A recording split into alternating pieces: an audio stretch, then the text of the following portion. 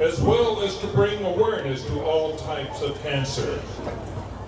A cancer diagnosis can be devastating, and most everyone knows someone who's received a cancer diagnosis.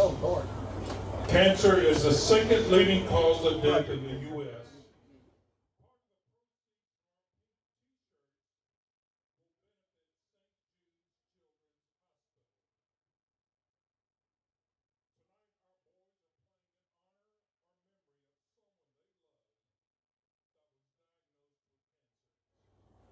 That person's name is displayed on the back of their jerseys. Well, good evening, sports fans. Now we will recognize our senior football players and their honorees.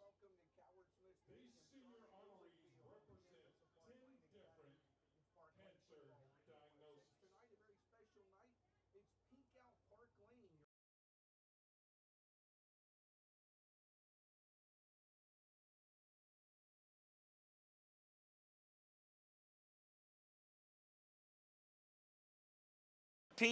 And of course, we all remember they beat the Pioneers in Natchez last year, 21-20, something that you know Coach Ron Rushing and the Park Lane Pioneers have not forgotten. Well, as we dig into the very short history of these two schools, they've played 3 times in the past. The Green Wave winning 2 of those matchups dating back to 2015. The lone Park Lane win in this series came back in 2016 when the Pioneers picked up a 28-13 victory over Natchez Cathedral. So there's a short history on the field, but of course Coach Ron Rushing, a long history as he previously coached at Natchez Cathedral and of course would love to avenge the 1-point loss last season. Looking at the Green Wave, they are of course very well coached by Chuck Darburn, who has led the program since 2010 and are led on offense by a senior quarterback in Noah Russ, who this season has completed 30 of his 64 passes and thrown for 469 yards and 7 touchdowns on the season. In fact, 6 different players have caught passes this season for the team. Now in the backfield, they have another senior in Jake Hairston, who has carried the ball 30 times for 157 yards and does have a touchdown on the season. This offensive style, well, you probably know it. It's very similar to the one Park Lane wants to run as they throw the ball down the field to one of 4 seniors or put it in the backfield to another senior when they have to. Lots of experience on the offensive end for the Green Wave. On the defense, they have a lot of guys who have to play both ways tonight, with their leading tacklers Washington and Hawkins both expected to play on both sides of the football tonight, something that we'll watch for as the game gets late in the evening. Now for Park Lane, they come in a team that finally got the offense going early last week. Jefferson's now completed 27 of 48 on the season with a couple of touchdowns on the year, and 8 different Park Lane receivers have caught passes last week alone. In the backfield, the Pioneers, they have 3 over 100 yards rushing in the quarterback Jefferson, in Connor Putfark, and also in Mr. Toller, all over 100 yards rushing on the season. On defense, Park Lane's played great, pitching a shutout last week and only allowed 2 touchdowns on the season, 1 in each of the 2 previous games. Very good defense, an offense that's coming around. All great signs with Park Lane just 1 week away from 6A play in a trip to Jackson Prep. Well, good evening once again, sports fans. Benji Embry here with you, and welcome to Park Lane Pioneer Football on K106 as the Pioneers finally get home. Stay tuned as the Park Lane pregame report kicks off. We'll visit with the head coach of the Pioneers, Coach Ron Rushing. We'll set starters for both of these schools. We'll look at the potentially wet weather conditions, hoping the rain's already gone, but we'll keep an eye on the forecast as well. And, of course, it's a very special night. Pink Out Park Lane, which is taking place. The seniors are recognizing, even as we speak, some of those who they will be wearing on the back of their jerseys this evening. Coach Ron Rushing, by the way, in the coaching show, will also talk a little bit about the meaning behind Pink Out Park Lane. We'll do that. We'll visit with him after a 2-minute break. Back in 2 minutes with the head coach of the Pioneers, Coach Ron Rushing. You're listening to Park Lane Football. It's on K106, K106.net, and the free K106 app. We'll come back in 2 minutes with Coach Rushing on K106.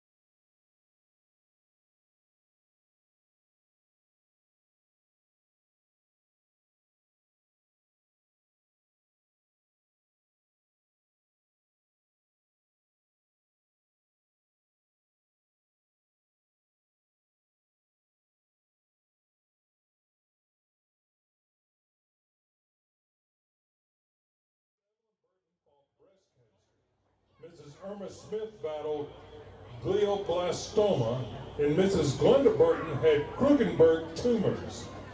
On the field tonight with Chris, representing all of his mammals, is his dad, Mr. Euless Burton.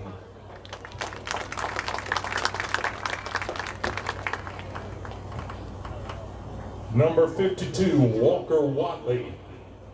Walker Watley is playing tonight in honor of his nan, Mrs. Eloa Stewart. Mrs. Stewart was diagnosed with breast cancer in 2016 and is currently in remission.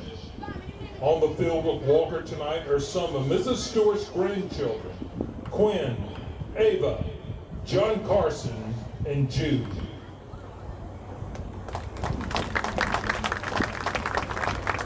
Number 72, Burke Haney.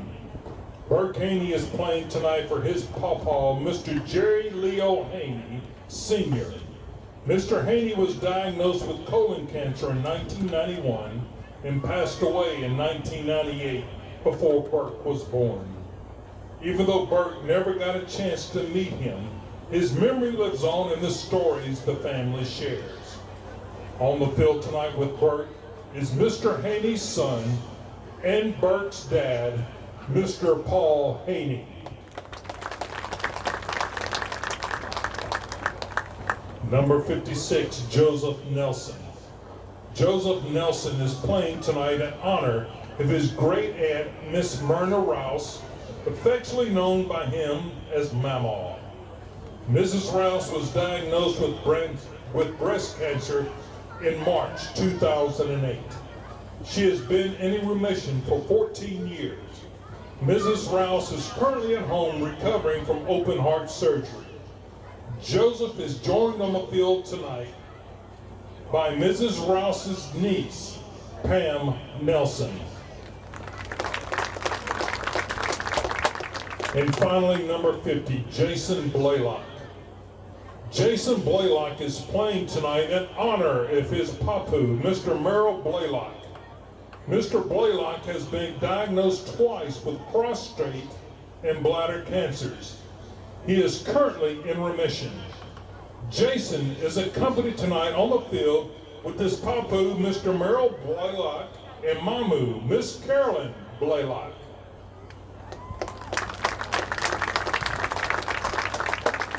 Let's give another round of applause to all of our players in honor or memory of their special loved ones.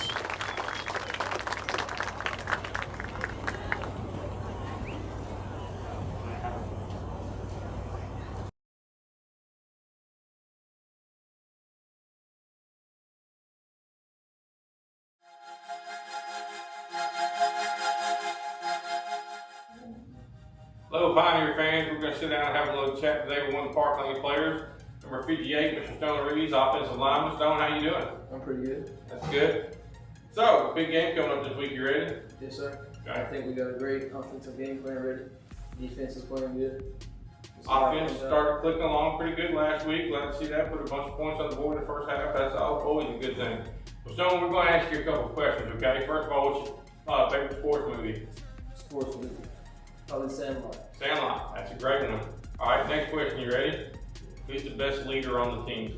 Chris Burton. Chris Burton? Okay. Who's the funniest player on the team? Brewer. Which one of your teammates are you most likely to let date your daughter if you have one? Well, there's a few, but probably Walker Anderson.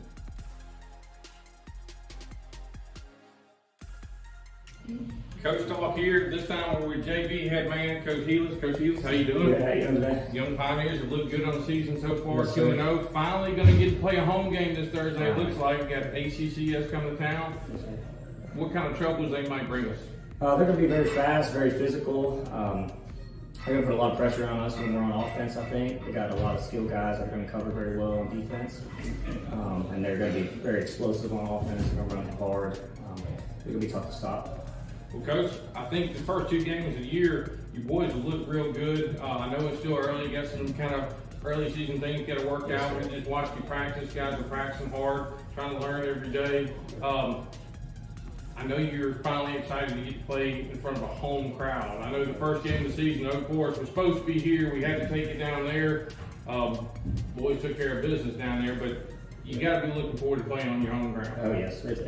We've been on the road for all high school games, all the JV games, so we're ready to play at home finally. It's going to be awesome. Well, you mentioned the varsity game, the first quote home game. We actually had to go to kind of a neutral site deal here at Southwest. So both teams are home this week. So y'all get to kind of kick things off, get everybody fired up, because varsity will be bringing in Cathedral. I know there's some unfinished business from last year. Definitely. From there. So, Coach, we look forward to seeing y'all Thursday night. I know I'm going to be glad to be in the press box, get to call some of y'all out. So, looking forward to it. Good luck to the young Pioneers. Thank you. Go Pioneers.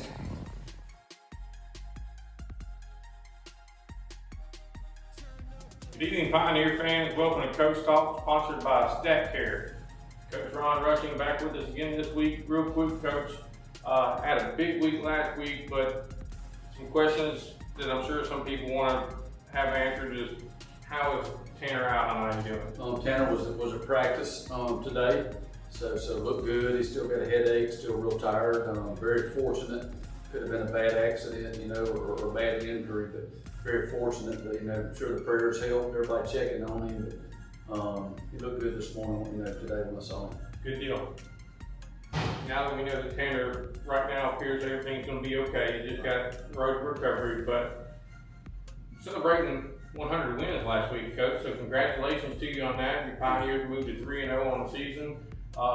Defense, once again, I thought was pretty dominant. Gave up 0 points, and I think I heard you say only 87 yards of total offense, so that's pretty strong. They played really well. Gave a little bit early, and I thought they'd given up more yards than that, but after looking at the stats, they played lights out, passing wise and run wise. Look like you got some young guys in there, probably mid-third quarter too, get good playing time experience for them, so that was good to see. It is. It's always good when you can to get those guys in, get reps, to maybe create a little more depth. Find somebody.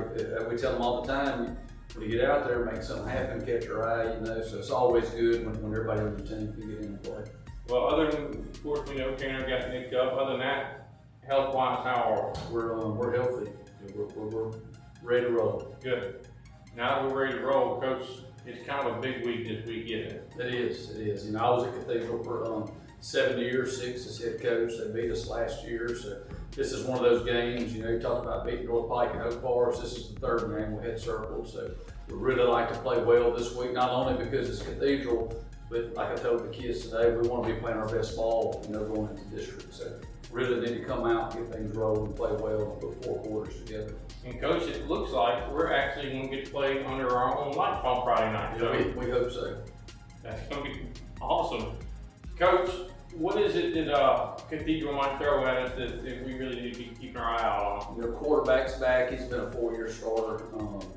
Noah Russ, he's got some baseball offers, athletic kid, throws the ball really well. Caden Batiste, number 23, is probably an explosive athlete. He's got some offers in football.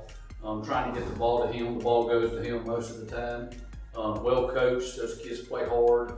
So it'd be we're good friends with their staff. I've still got a lot of friends over there. Coach Starbone's a good friend of all of ours. So it should be a great atmosphere, good game. Coach, talking about their offensive studs, but once again, I'm going to go back to your defense has been pretty stout since game 1 this year, and they seem to just be getting better each game, which is what you want them to do. And as the season goes on, you want them to show improvement. And Coach, I think you got to be kind of pleased with what you're getting out of them, because it seems like each week they're taking another step forward and looking even better than they did the week before. They already Zed Washington's never played linebacker. He's been a defensive end, so I think he's improved greatly over those 3 games.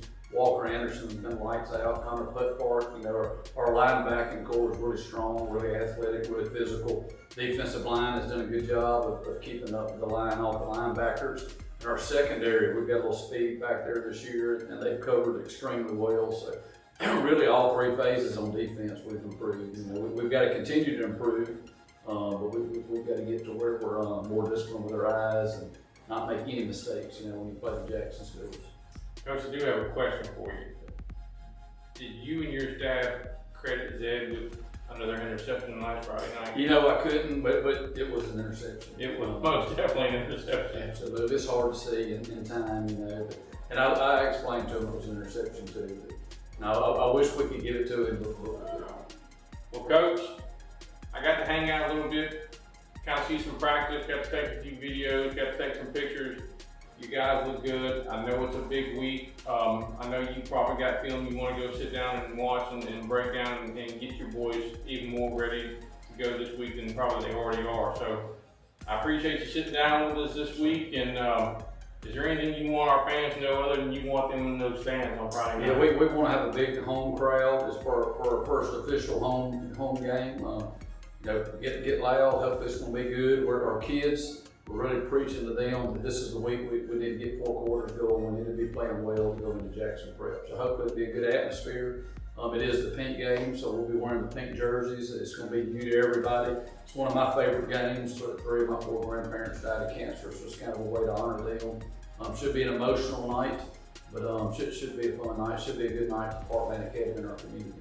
Good deal. Well, Coach, thanks again for sitting down with us. Good night from Coach Talk. Go Pioneers.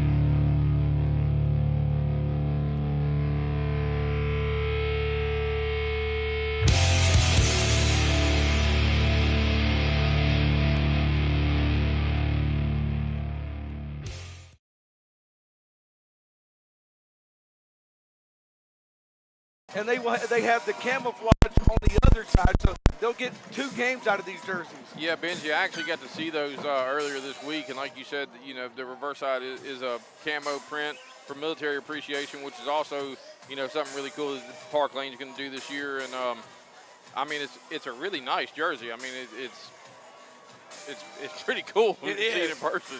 Well, you know, I asked Coach Rushing, I said, what's the plan for him? He said, well, you know, the seniors get them. We're going to keep the rest, and they'll use them again next year. And I was like, I kind of want one, you know? I kind of want one. So, but kudos to Coach Ron Rushing. I know his wife, Kathy, by the way, had a lot to do with that. With her, she did it at Cathedral. She did it at Brookhaven.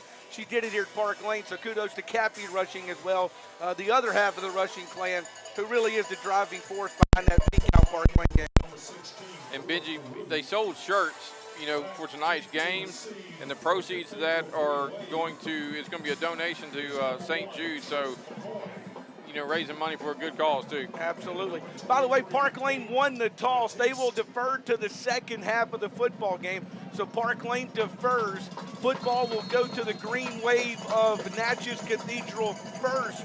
So they will be on the field first. Here's the kick. It's a short one, taken at the 35, and a fair catch called for by number 19. That's Jordan Henry, who makes the fair catch, and that's where the green wave will go to work there at the 35-yard line on that pooch kind of kick. That's kind of been the way special teams has gone for Park Lane this year. Yeah, Benji, I mean, you've even talked about it. You know, the way Coach Rushing looks at it is anything from the 35 or back, they're good with. So, I mean, they start right where they want to start.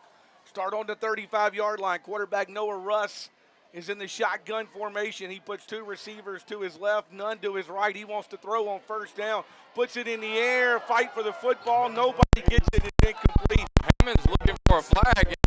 He should, because the wide receiver pushed him in the back. Hammond, the Park Lane DB, had a better position on it and got shoved to the ground right in front of the official, but no flag. And the official he's not warmed up yet, I guess. So the ball will go back to the 35. It'll be second down and 10 after the incomplete pass, as Russ went for the home run on the first down and comes up empty with the incompletion. Now he'll split his receivers, hands it to the guy in the backfield. That's Hairston, who comes across the 40 to the 41-yard line for Natchez Cathedral on a decent gain there, up to about the 42 actually. And we'll work there on third down. Yeah, they're quick back to the line too. I was going to say, Cathedral wants to go in a hurry here. Now they'll slow it down. They went to the line of scrimmage in a hurry, but now they'll slow it back down. Hairston in the backfield with his quarterback. They'll give it to him. Hitting a hit and stopped. Group of Pioneers hitting right at the line of scrimmage. Maybe a gain of a yard, and it'll bring up fourth down now for Natchez Cathedral on offense. Yeah, Benji, he didn't get very much at all. Connor Putfart was the first one to lay a lick on him, and then Marcus Briggs came in to finish him off. So Ayub's going to go back for a punt return. Yeah, Ayub will stand back about his 25-yard line. He will wait for the football there as the punt unit will come on now for Natchez Cathedral here on the opening drive from Park Lane Academy this evening. Park Lane kind of in almost a punt safe is what it looks like.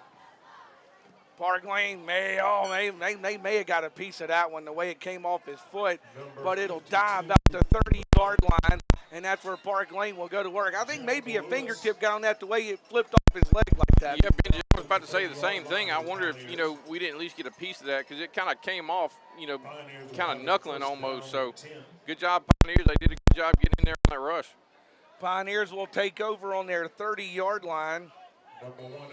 And we'll have it first and 10 to go right there on the 30-yard line.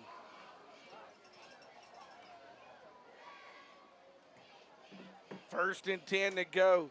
Jefferson wants to throw on first down. Can't find a man. Now he takes off with the football. Still looking. Oh, shovel pass complete to the 45. Ayuk's going to go. Ayuk's going to take that one all the way to the house. What could have been a bust play, and it turned out to be 6 for the Pioneers. Well, Benji, I think there was some confusion in the backfield. Jefferson kind of had to scramble for his life, and then Ayuk just went into the scramble drill and walked his way open, and he dumped it over to the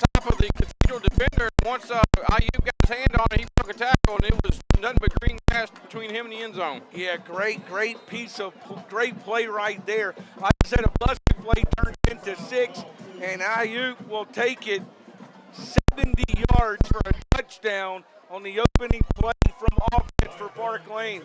Here's Dunn to kick the PAT. He'll get that one up and no good. It's wide to the right. So Park Lane will go up 6-0 after one drive of offense, and we'll come back after a 30-second break, back in 30 seconds with Pioneer football on K106.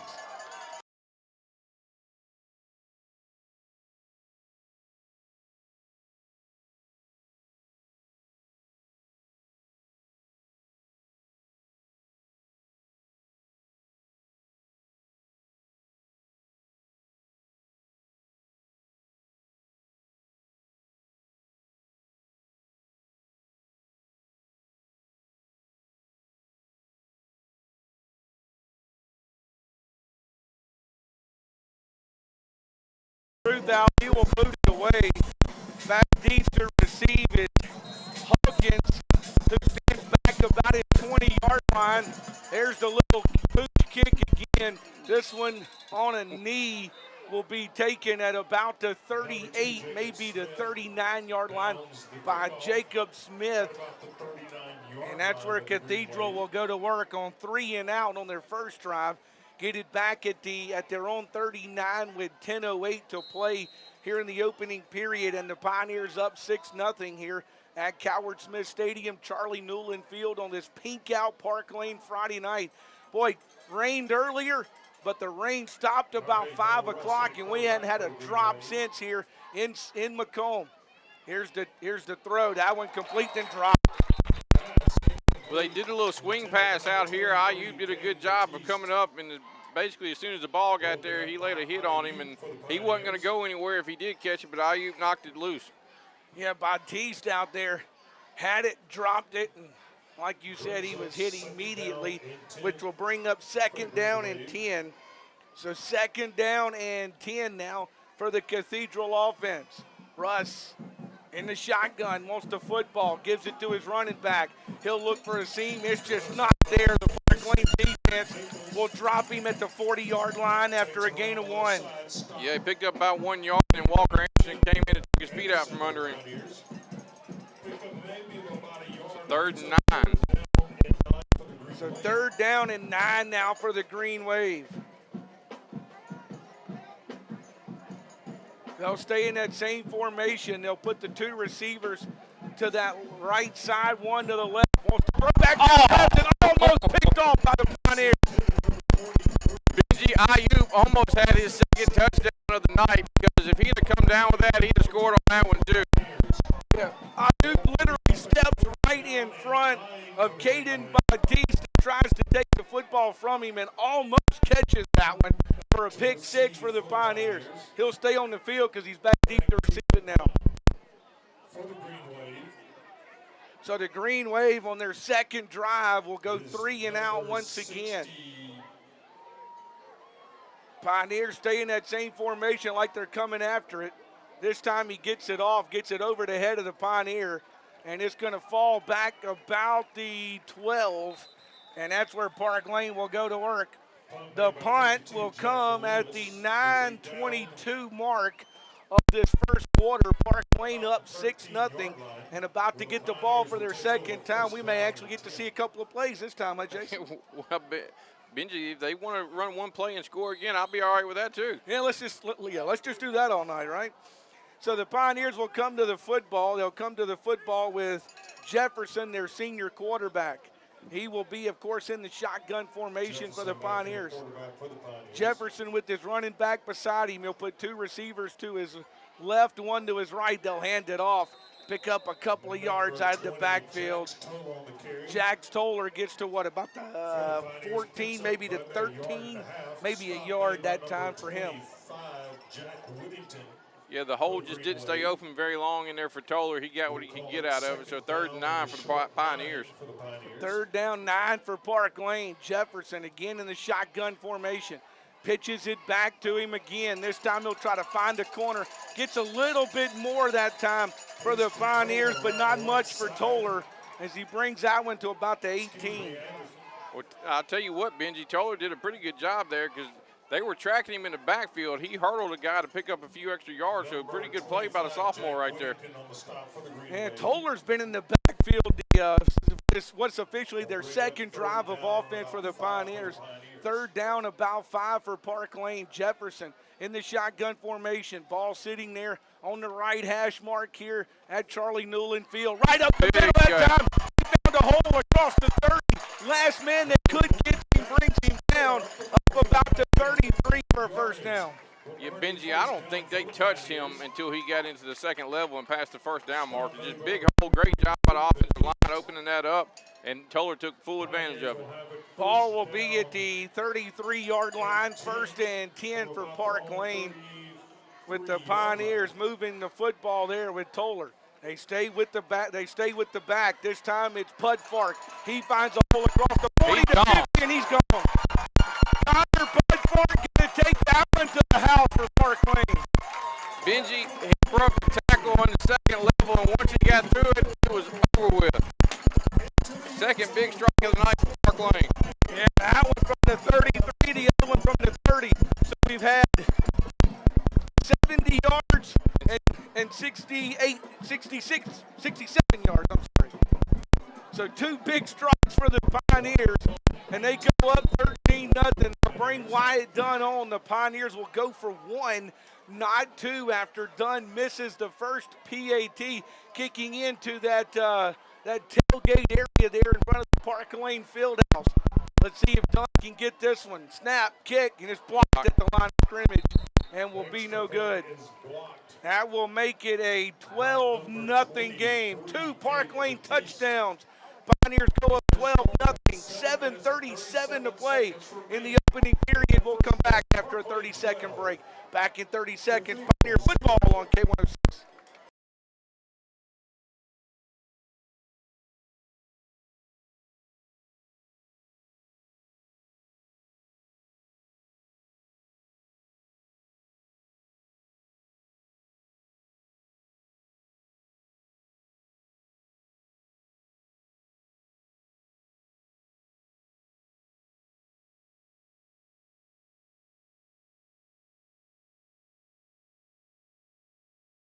Pioneers score 2 straight touchdowns. They go up 12-0 here in the football game. It's been 2 strikes. There's the kick.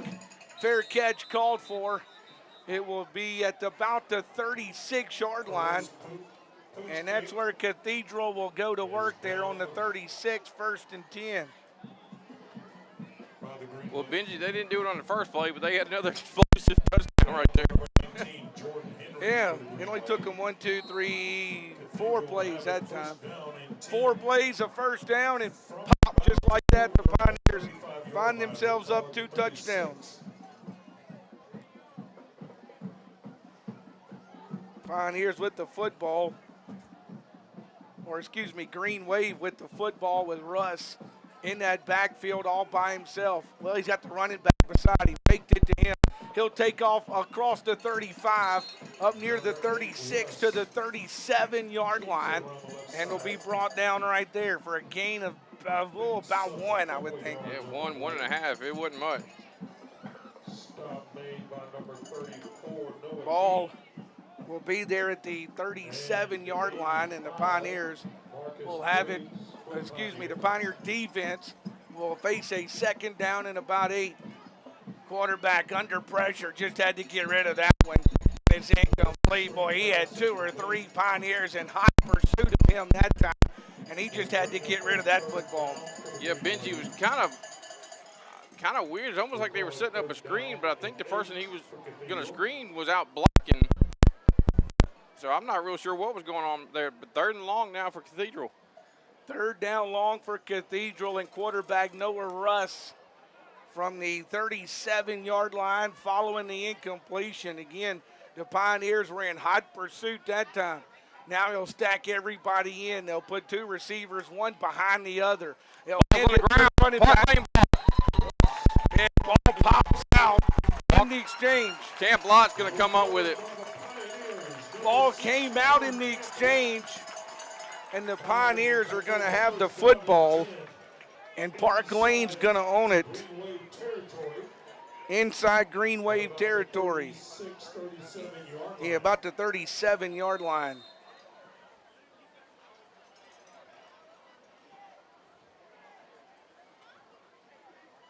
Jefferson in quarterback for the Pioneers. Jefferson in at quarterback as Hand it to Dole. Lane gives He's it to got Dole. room too. And Dole's going to take off, and he's going to get down inside the 25-yard line. He's trying to see where they're going to spot that. Somewhere around the 15. Number 6, Jake Maples. Dole picked up a first down for the Pioneers deep inside Cathedral territory. Pioneers started at the 35. That goes to the, that's going to actually go all the way down to the 16, isn't it? Second first down recorded by the Pioneers in this game. And The other ones went for touchdowns. The other ones have gone for touchdowns. Park Lane gives it to the back, and he's dropped after a short gain that time. That was number 20. That's It was Jax Toller on the carry, yeah. So Jax Toller on the carry. Park Lane's been kind of going with Jax Toller here a lot early. Well, Benji, they've been rotating him out like to start the game. Dole was actually back there. So, but he was only in for one play, and then Toller came out the second possession, ran it a couple times. They put Putfark in. He scored. And now they'll give it to Toller again. And this time he'll be dropped in the backfield. That's going to bring up third down for Park Lane. Yeah, Benji, one of the Cathedral defensive linemen kind of shot the gap and was able to get Toller's foot and trip him up. So third down now and about 9. Actually, he lost a couple of yards for his trouble that time. So third down 9 now for Park Lane and the Park Lane offense. Park Lane going to run a man on late. That's Jax Albritton who will come on late for the Pioneers as Jefferson tries to direct traffic. Play clock down to 6, down to 5. Park Lane's going to have to hurry here. Jefferson will snap it with 1 second on a sideline pass and down the sideline, first down, and a late flag going to fly that time, Jason. Yeah, the pass was complete to Caruth. He picked up the first down, and then a flag came in, like you said, kind of late. I think he'd already stepped out of bounds. Not sure what it's going to be. Holding against the Pioneers. That one's going to come back then, so take that first down off. It's holding against Park Lane, so that one will get backed up. Holding is a call against the Pioneers. First penalty of the game, and it goes against the Pioneers of Park Lane in this sequence. It's 10 yards from the spot. It looked like it was almost where the play ended that the hold occurred because they basically backed it up. It's, third and about 9, which is about what it was before. Yeah, Benji, it was basically right at the spot. Like I said, Caruth got it and got upfield and basically stepped out of bounds right after he picked up the first down, and then the flag came in. So it was right there about where he went out of bounds. 4:49 to play here in the opening period. Jefferson on third down throws it over the middle, and that one will be incomplete. Boy, it looked like a Cathedral guy probably had a better line on that one. Yeah, it was, I can't speak. Batiste, who almost had one taken away from him earlier, he tried to return the favor there from Park Lane. It was intended for Albritton, but Batiste came in there and broke it up. So the Pioneers will have it once again back at the 16, fourth down. Pioneers will go for it. They'll put triple receivers out here to the right, double receivers to the left, and I think the Pioneers jumped off sides. Yeah, the slot receiver over there on the left side started a little early. And the Pioneers trying to put the extra man in. That was number 30. Brings up fourth down and 14 for the Pioneers. Listed as J.D. Dumas. Actually, we got several duplicate numbers. That's Yeah. actually Marcus Briggs. Yes, Briggs. I was like, that's Briggs, not Dumas. Yeah, Dumas is in street clothes on the sidelines, I believe. Yeah. Jefferson to throw it again on fourth down after the 5-yard mark off. Still looking. Goes for the home run. He catches Touchdown, it. And K-9U. Second penalty was for 15 yards. The touchdown was from the 21, and it's Ayuk. Yeah, Benji, once again, it was kind of the scramble drill. Ayuk ran his route, saw Jefferson scrambling and just basically started running the back line of the end zone. Jefferson found him. Wyatt Dunn going to try another PAT in an 18-0 game. He's missed his first two. Here's a third opportunity for him now. Kick is up. That one gets through good. How about that? Dunn finally makes him one. Makes it a 19-0 game here at Park Lane Academy. Park Lane 19, Natchez Cathedral nothing. We'll come back in 30 seconds. Back in 30 seconds with Pioneer Football on K106.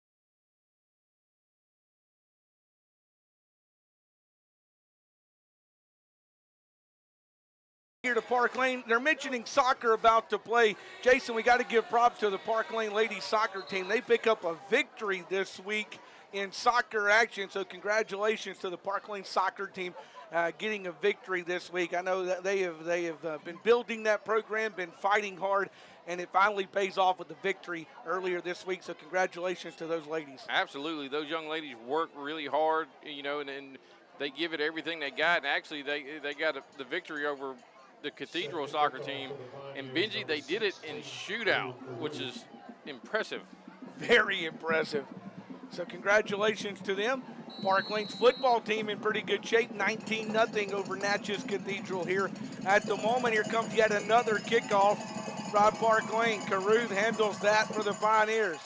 And he goes to that same side. Fair catch called for, and they will take over to 36.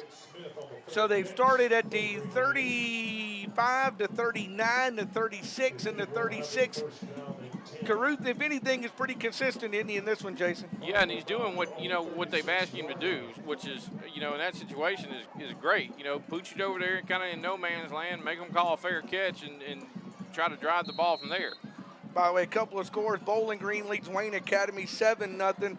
St. Al's 3, Brookhaven Academy nothing. Couple of scores from our other Southwest Broadcasting radio stations tonight. Let's see if they change anything on offense. He will stay in the shotgun formation. Throws it out in the flat. That's complete. 40 up to the 45. And boy, it takes 3 Pioneers to bring him down finally. Up at the 49 with Caden Batiste. Yeah, Benji was able to slip the first tackle, but then some Pioneers came over to finish him off, but he was able to pick up the first Green Wave first down. Yeah, first down recorded by the Green Wave. They send 2 receivers to the right, 1 to the left. They'll hand it off, give it to the running back, and boy, he got maybe a yard up to the 50. That's number 6, Jake Maples, on the carry for a yard to midfield. Yeah, Benji, he tried to bounce it off that right side, but James Max Finn and Zed Washington were there to greet him with authority. 2nd down and 9 after a gain of 1 on the first down play. Looks towards the sidelines, does Russ, who will grab the sign from the Natchez sidelines. 3:22 and the clock running here in the opening period in a 19-0 game. Wants to go north and south, and that just ain't going to work. That Pioneer defense, which has been stingy all year, you don't go north and south on them, especially early in a football game, and they showed you why right there. Yeah, Benji, they try to go right up the gut, and, they're running over there. You got Chris Burton over there, and then Jason Blaylock, and they're just filling it up, and the linebackers are coming in and just finishing everything off. Gave him an official yard. He brings it to the Park Lane end at the 49, and now Natchez Cathedral wants to use a timeout. Timeout, Natchez Cathedral. First timeout taken by them. 2:49 to play here in the opening period. We'll step aside for a 30-second break. Back in 30 seconds. Pioneer Football's on K106.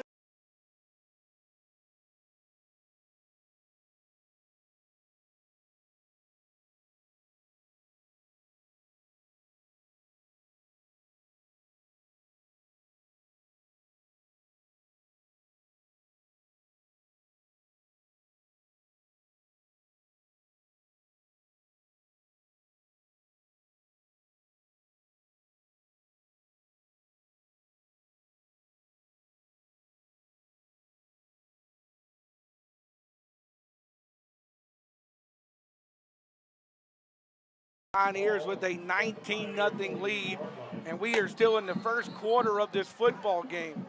Now we get a whistle. They want the play clock to reset. There we go. Now we're ready to go.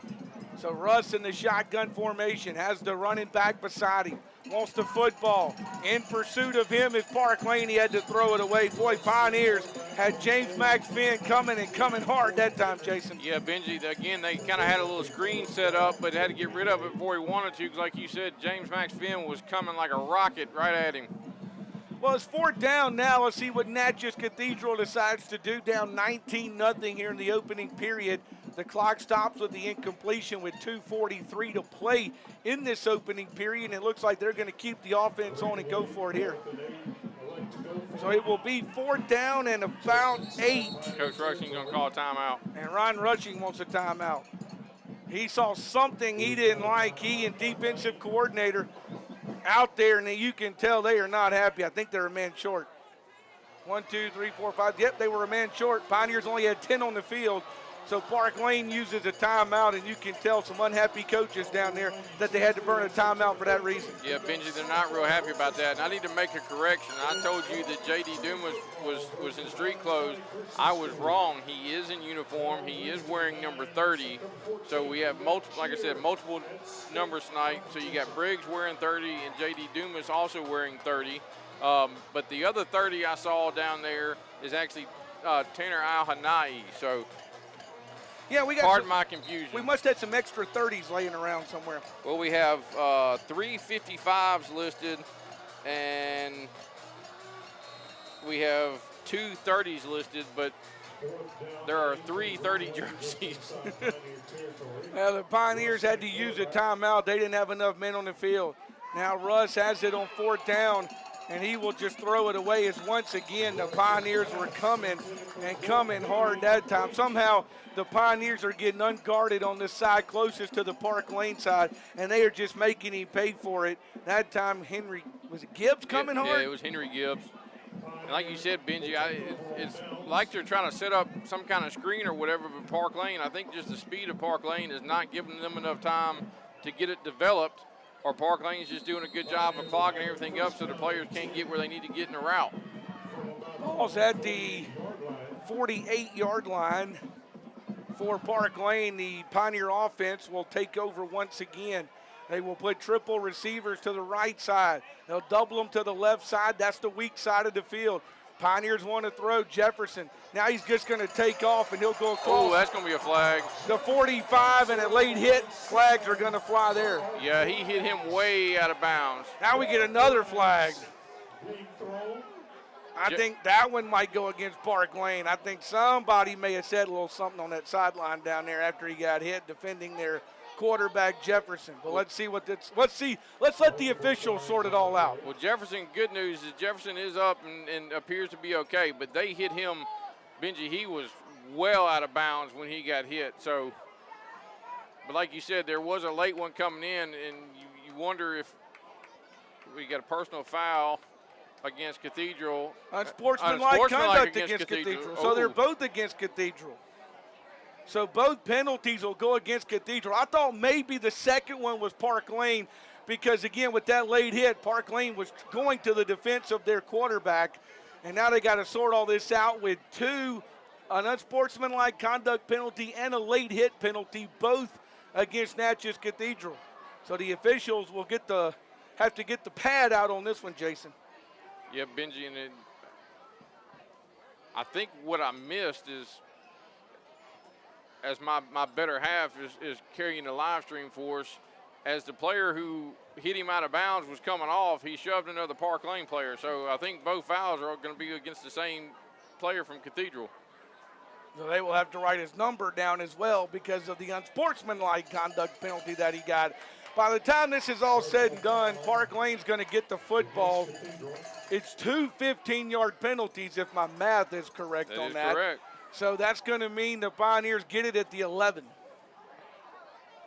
Give them a first down. So 3 first downs in the game now for the Pioneers, 2:29 to play. It's a 19-0 football game.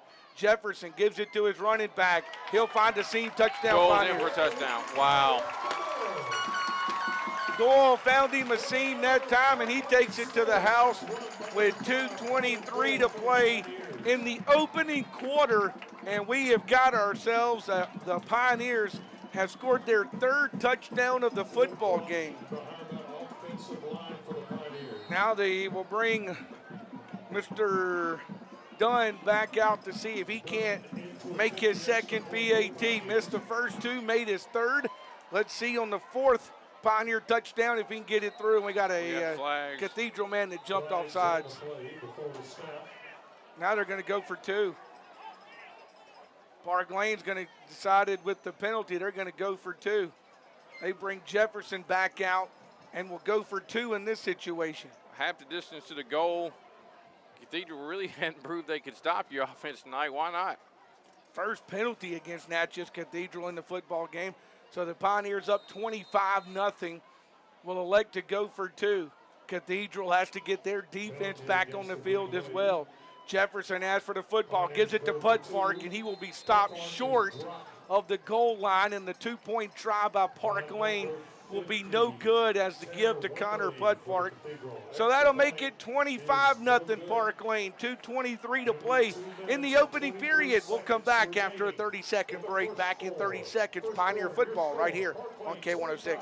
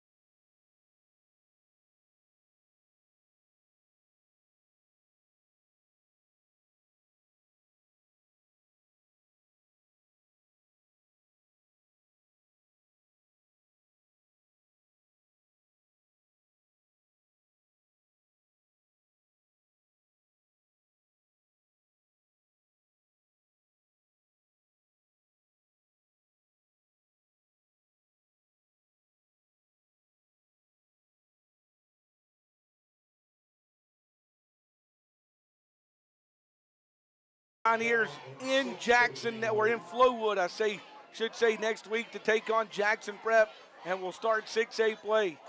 Quarterback will give it to his running back. That's Hairston again. He'll crash across the 40 to about the 42-yard line on the carry. Pick up a couple of more yards and bring up third down now for Cathedral. Yeah, Zed Washington came in on the tackle there for Park Lane. The 42-yard line will be the line of scrimmage. 1:22 and the clock running here at Charlie Newland Field, Coward Smith Stadium on this Friday night. It's had a lot to celebrate for the Pioneers here in Pink Out game early. They'll send two receivers to that right side, one to the left. They'll hand it off again. He's hit, won't get the first down, as he'll get about the 43, maybe a gain of one. And that'll bring up fourth down now for Cathedral at the 43-yard line. Yeah, Chris Burton came up and made the stop from his defensive end. He actually came off the ground with the football, so I'm not sure how he managed to get it. I guess they said he was down before Chris took it away from him, but 4th and 3 for Cathedral. Cathedral obviously will go for it here on 4th down and 3. Cathedral with the football. They'll put double receivers to the right, one to the left. They'll give it to the man in motion. That's their running back. He He'll ain't gonna get crash it. up near the 45 to the 45 and a half. He's going to be about a half-yard shy, I think. He got 2. I think he needed 3. That was a better spot. Man, they gave him the 46. Wow, that's a good spot. They gave him the 46. They call it a first down. So first down, 45 up to the 46. Cathedral will pick up a first down. Their first down recorded, and the clock will just run out on this first quarter. 25 Park Lane, nothing Natchez Cathedral. The Green Wave offense with the football after their first down, and we'll step aside for a 30-second break. Back in 30 seconds, Pioneer football right here on K106.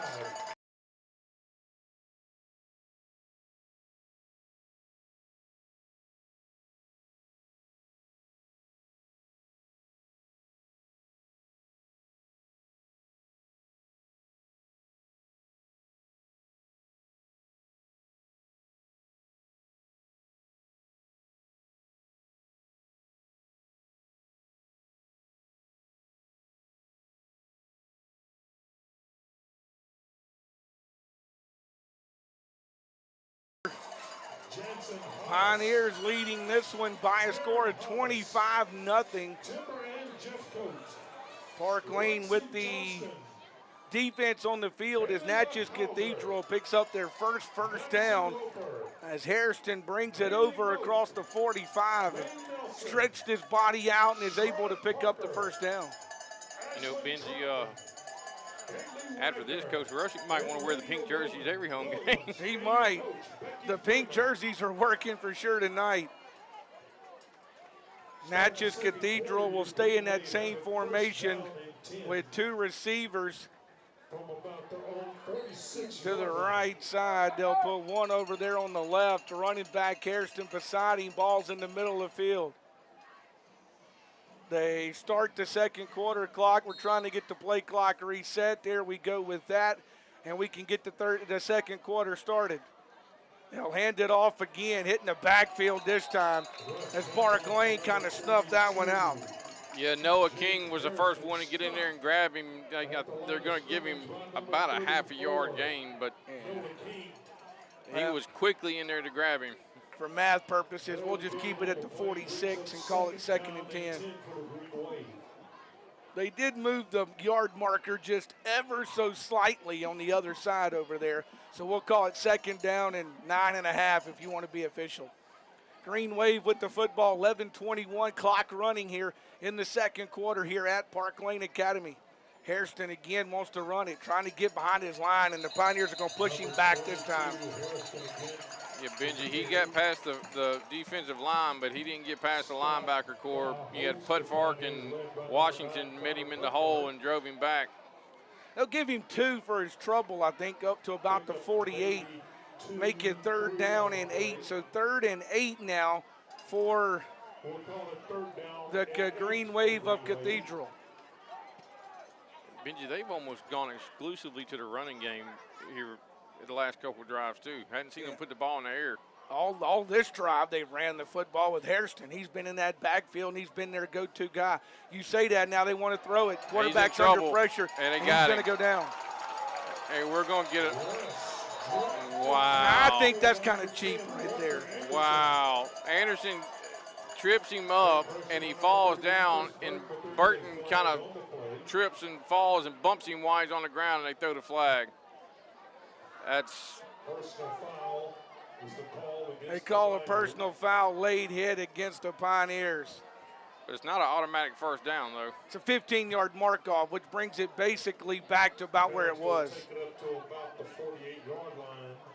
That was. I'm not even sure it was intentional. It wasn't. I mean, he barely touched him. But no, it is an automatic first down. I'm sorry, it is an automatic first down.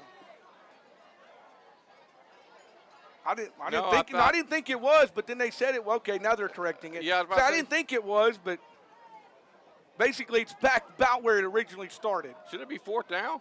And it should be 4th down because the late hit. Coach Ron Rushing trying to get clarification on everything.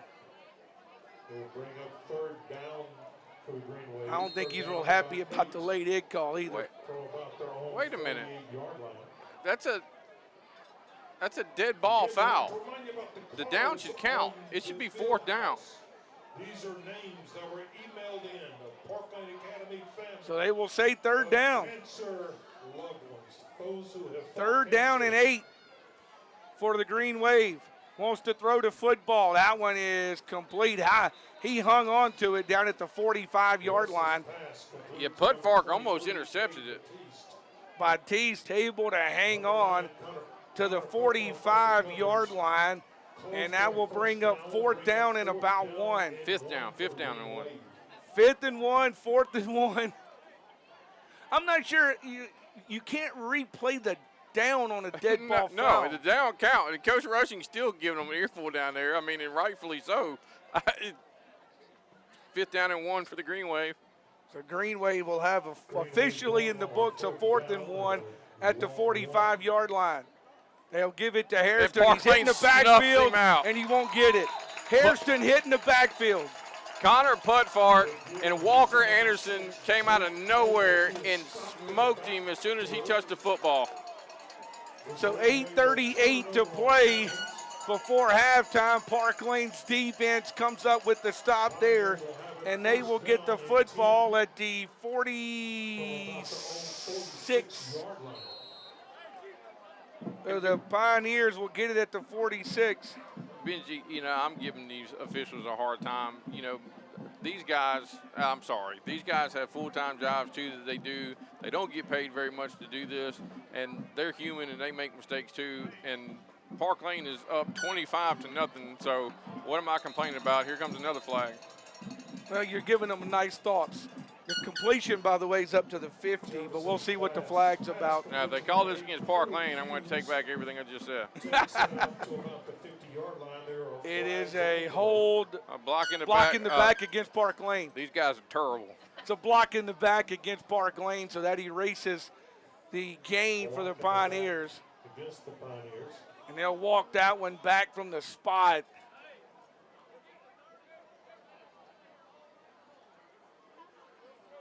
And that is now 6 penalties for 70 yards against Park Lane in this football game. 7:56 to play. Pioneers will have it first, and what is that, about 15 by the time it's all said and done? Yeah, that's what it looks like. Yeah, about 1st and 15 after the mark-off. Park Lane going to go 4 wide with a single back. Got trips to the near side over here, wide side of the field. Jefferson wants to throw it, and that one's batted down by Cathedral. Yeah, they had the screen set up. They were trying to get it to Toller, but just couldn't dump it over the defender's head. Hairston playing both ways, knocks that one down. He's their running back, and he's also the guy that got in there to knock that one down. Brings up 2nd down and 15 now for Park Lane. So 2nd and 15 for the Pioneers. Clock will stop with 7:36 to play here before halftime on the incompletion, with the Pioneers up 25-0 here at home. They stay in that same formation, triple receivers to that wide side of the field. That's that right side for the Pioneers. Jefferson wants the football, looking that way, throws it over the middle. Complete to Chapman at midfield, and he'll go to the 45 and bring it into Cathedral territory to the 45-yard line. And Benji, he was wide open, and I think if he kind of slipped there, I think if he keeps his feet, he probably scores. He gets 14 yards. He needed 15. He gets 14 of the 15. So make it 3rd and 1 now for Park Lane at the 45-yard line. So 3rd and 1 for Park Lane. Same formation, triple receivers to that wide side. Well, really the ball's in the middle of the field. So triple receivers to that left side of the field for Park Lane, one to the right. That's Caruth over on the right all by himself. Looking, still looking. Now he's flushed out of the pocket. Jefferson still looking, and he's finally just going to throw a ball away. He may have been past the line of scrimmage when he did it, but I don't see a flag. So now the line of scrimmage was the 45. That's right. Yeah, I was looking at the. I'm sorry. I was looking at the marker from the original line of scrimmage. So he was not past the line of scrimmage. Benji, he stayed alive for long. Actually had a Cathedral player grabbing his jersey and shook him off to stay alive and get rid of that football. Ball's at the 45-yard line, 4th and 1 now for the Pioneers. Park Lane leaves the offense on the field. They will go for it on 4th and 1. They'll run it right up the middle, and I think on forward progress, he ought to get the first down. Yeah, according to the official on the far side, Bud Fark was able to get the first down. Bud Fark will get it. They'll say he's down at the 43-yard line, so give the Pioneers a first down. 3rd first down recorded for Park Lane. That'll keep the clock running with 6:19 to play here in the second quarter. Benji, it doesn't sound right when you say it's only the 3rd first down and they're leading 25-0. Yeah, first in this drive. Pioneers run it again. Bud Fark's loose. He gets across the 35 to the 30 and will bring it to about the 28-yard line on the run that time for Connor Bud Fark. They mark, I think, at the 29. They'll move the chains again, back-to-back first downs, that time for Park Lane. And the Pioneers have it at the 29-yard line. Green, they'll run it again, up the middle this time for just a couple to about the 27.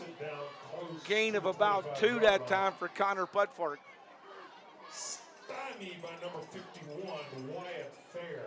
So the ball will be at the 27-yard line, 5.5 to play clock running here at Coward Smith Stadium, Charlie Newland Field. Brings up second down 8 for the Pioneers.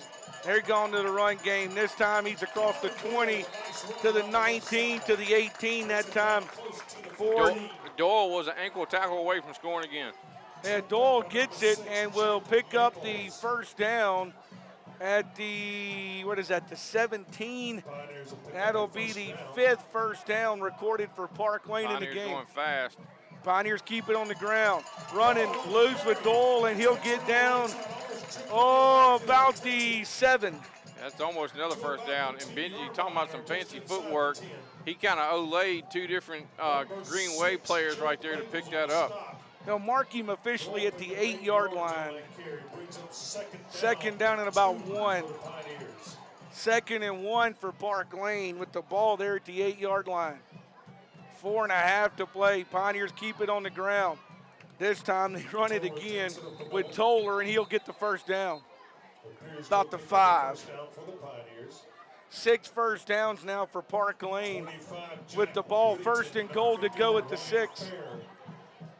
So 1st and goal to go Park Lane at the 6-yard line. 4:11 with the clock running in a 25-0 game. Pioneers have gone exclusively to the run on this sequence. And this time he'll be hit and dropped about the 4. Jax Toller gains about a yard, make it 2nd and goal to go from the 4. Yeah, Benji, he was hitting the backfield, did a good job of spinning out and get back to the line of scrimmage. His helmet came off, so he'll have to come out for a play. Pioneers will send in the play. Connor Putfark will be in the backfield this time for Park Lane. 2nd and goal to go now from the 4 for the Pioneers. It's pink out Park Lane game, and it's been all Pioneers in this one to this point as the Pioneers lead 25-0. Jefferson gives it to Putfark. Putfark is touchdown. Putfark will score with 3:15 to play in the first half of this one. That's Putfark's 2nd touchdown. He's got 2. Ayup and Doyle have the other 2 for the Pioneers. Now Park Lane will bring Wyatt Dunn on to attempt the PAT for Park Lane. Ayup will be his holder. Dunn's made 1 tonight. That one's up. That one looks good. Here it is good. It looked good. It was good. Makes it 31-0. 32, I'm sorry, with the PAT, 32-0 with 3:15 to play. We'll step aside for 30 seconds. Back in 30 seconds. It's Pioneer football on K106.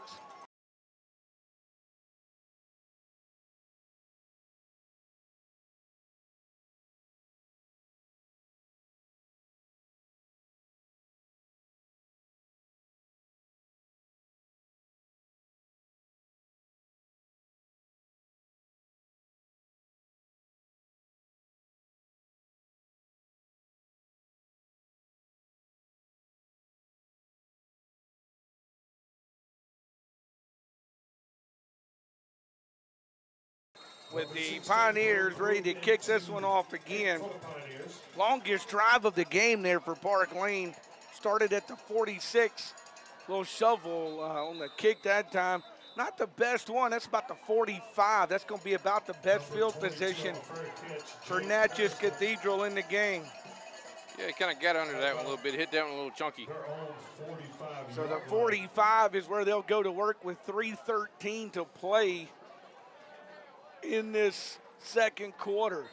Pioneers leading at 32-0 over Natchez Cathedral. Pioneers again trying to avenge what was a 21-20 football game last year in Natchez. Quite a different game 360-something days later, isn't it, Jason? Just a little bit. Pioneers on defense. Quarterback will ask for the football. He wants to throw, puts that one in the air, and he overthrows his intended receiver. That was Batiste running step for step with the Park Lane defender over there, and it's incomplete. Yeah, Hammond, like you said, was in his hip pocket, so he'd have had trouble coming down with that one anyways, but the ball was thrown out of bounds. So the ball at the 45, 3:05 to play here in this football game, second quarter. 32-0 our score as the Green Wave go back to work offensively with the football. Quarterback sits back in that shotgun formation. They'll give it to the running back, and he'll go near midfield, just shy of midfield. Hairston will be brought down at the 49, so from the 45 to the 49, make it third down now for Green Wave, and obviously they're going to go for it, so they got 2 downs to try to get the first down here. 2:45 to play here in the first half. Yeah, Benji, Zed Washington and Miller in there on that tackle. Washington's having a good night tonight. 2:34 clock running. Green Wave had to get rid of it quickly that time and gets the completion, but it's a loss back to the 47. It's complete to Batiste for about -1. Yeah, Benji, and once again, they set up the screen. Park Lane had, I think it was Burton in hot pursuit of the quarterback. He had to dump it off, got it complete to Batiste, but Walker Anderson lit him up as soon as he caught it. So 4th down coming now for the Green Wave. Punt. And they show they're going to punt. Watch for the fake here. They've gone for it every other time on 4th down. Benji, play clock to 5. You wonder if they're going to call a time? Yeah, now they're going to call a timeout. Yeah, they're going to call timeout. 1:47 to play. Green Wave wants a timeout. We'll take it with them. 1:44 to play, 32-0. Pioneers lead it. We'll come back to you after a 30-second break. Back in 30 seconds. Pioneer football right here on K106.